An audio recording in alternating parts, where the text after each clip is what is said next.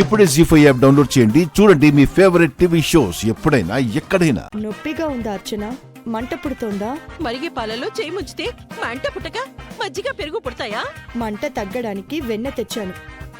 ఆ చెయ్యి ఇలా ఇవ్వు, రాస్తాను. గిల్లి జోల పడ్డం అంటే ఇదే. నువ్వు చేసిన దానికి నా గుండె రగిలిపోతుంది. అప్పుడేమో నా చెయ్యి కాల్చి ఇప్పుడొచ్చి ఓదారుస్తున్నావా? నీ చెయ్యి కాల్చడం నాకు బాధగానే ఉంది. కానీ నేను ఎందుకలా చేశానో తెలిస్తే ఎగిరి గంతేస్తావు. నువ్వు నా చెయ్యి కాల్చినప్పుడు నేను అరిచిన అరుపులు నీకు చాలేదా? ఇప్పుడు కూడా గంతులు వేయాలా? చెప్పేది విను. సీత వాళ్ళ నాన్న పాత నేరస్తుల వివరాలు తెప్పించాడని, అందులో నాగు ఫోటో డీటెయిల్స్ ఉన్నాయని చెప్పాను కదా. అవును, సీత నాగు ఫోటో చూసి గుర్తుపడుతుందనే కదా ఇప్పటి వరకు మనం టెన్షన్ పడ్డాం. ఆ టెన్షన్ పోవడానికే నీ చెయ్యి కాల్చాను. నువ్వు నా చెయ్యి కాల్చడానికి సీత నాగు ఫోటో చూడకుండా ఉండటానికి సంబంధం ఏంటి? సింపుల్. సీత పాత నేరస్తుల ఫోటోలు వివరాలు చూస్తుండగా నిన్ను కిచెన్లోకి తీసుకువెళ్ళాను. మరిగే పాలల్లో నీ చెయ్యి ముంచాను. నువ్వు అరిచావు. ఆ అరుపుకి అందరి అటెన్షన్ మన వైపుకి డైవర్ట్ అయ్యి కిచెన్ దగ్గరికి వచ్చారు. ఆ తర్వాత నేను హాల్లోకి వెళ్ళి ఫైల్లో నాగుకి సంబంధించిన పేపర్ లేపేశాను. ఆ సీతకు నాగు గురించి తెలియకుండా చేశాను. నిజమా? కావాలంటే నువ్వే చూడు.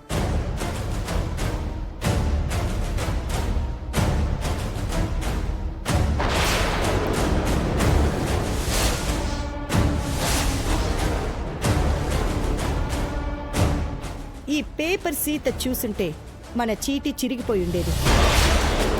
మనం ఆ ప్రమాదంలో పడకూడదు అనే నీ చెయ్యి కాల్చాను. అంత బాగానే ఉంది కాని మహా, నాకు విషయం అర్థం కావట్లేదు. అందర్నీ వంటగది వైపు రప్పించటానికి వేడి పాలల్లో నా చెయ్యి ఎందుకు ముంచావు?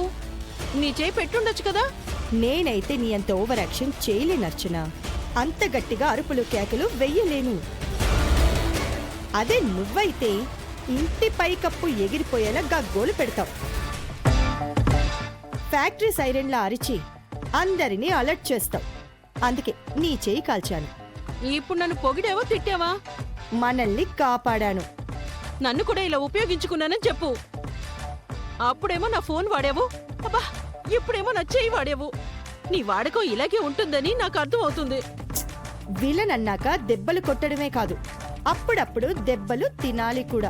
నిజమే కాని మనం ఇద్దరు విలన్లు ఉన్నప్పుడు నేను మాత్రమే ఎందుకు తినాలి?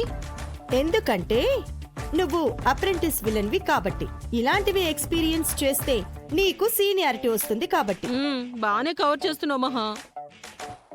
ఈ నొప్పి ఎప్పుడు తగ్గుతుందో, ఈ మంట ఎప్పుడు పోతుందో. ఈ వెన్న రాసుకో, పోతుంది.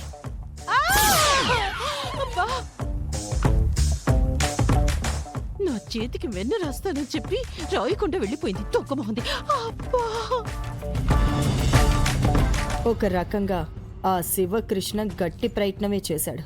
తెలివిగా ఆలోచించి ఈ తింగరి దాని చెయ్యి పాలల్లో ముంచి తప్పించుకున్నాను. శివకృష్ణ ఇంటి నుంచి వెళ్లే వరకు జాగ్రత్తగా ఉండాలి. సారీ రామ్, మినిస్టర్ గారు మా పక్కూరికి మీటింగ్కి వస్తున్నారు.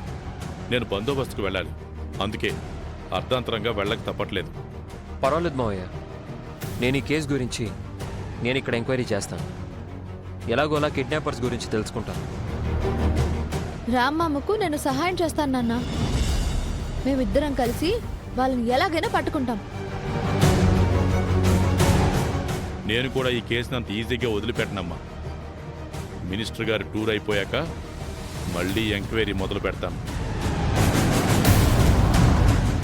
ఇక్కడ పోలీసులు కూడా ట్రై చేస్తున్నారు మావయ్య. త్వరలోనే ఈ కేసు ఓ కొలిక్కి వస్తుంది.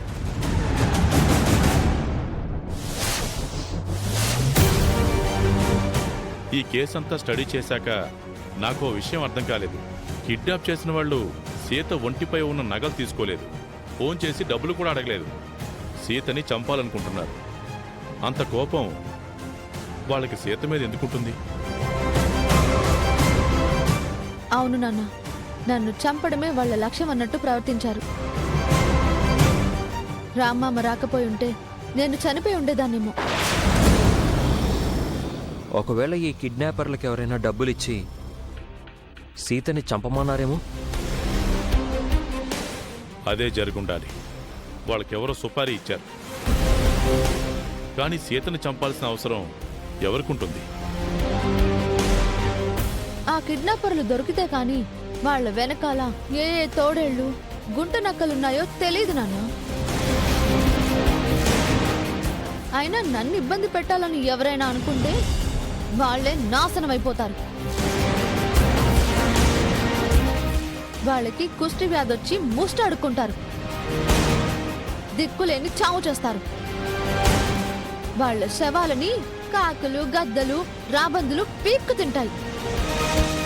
నిజంగా నీ జోలికొచ్చిన వాళ్ళు నాశనం అయిపోతారు సీత. ఒకవేళ మా చట్టం వాళ్ళని శిక్షించలేకపోతే దేవుడు వాళ్ళని శిక్షిస్తాడు.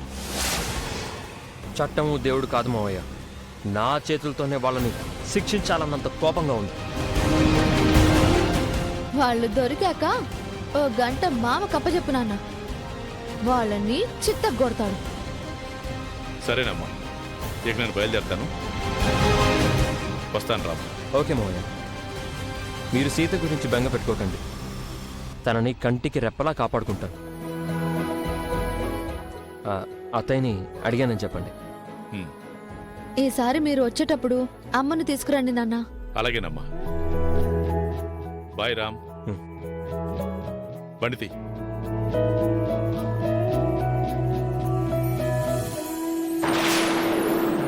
బాయ్. నన్ను జాగ్రత్తగా చూసుకుంటానని మా నాన్నతో చెప్పావు కదా మామా. అవును, అందులో అబద్ధం లేదు. అయితే ఇప్పటి నుంచే చూసుకో. నన్ను ఎత్తుకొని ఇంట్లోకి తీసుకెళ్ళు. అబ్బా, ఇదేం కోరిక సీత? ఇప్పుడు బానే ఉన్నావుగా. ఉంటే మాత్రం తీసుకెళ్ళవా?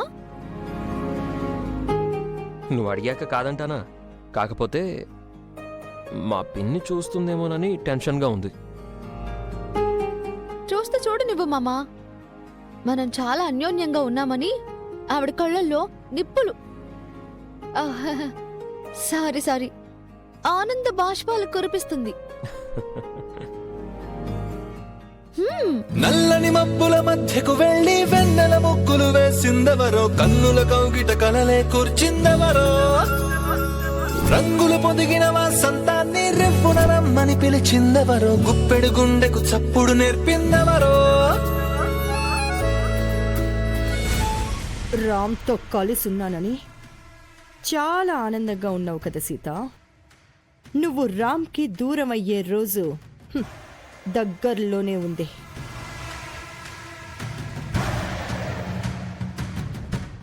జీ5 యాప్ డౌన్లోడ్ చేసి అన్ని ఎపిసోడ్స్ పూర్తి ఉచితంగా చూడండి.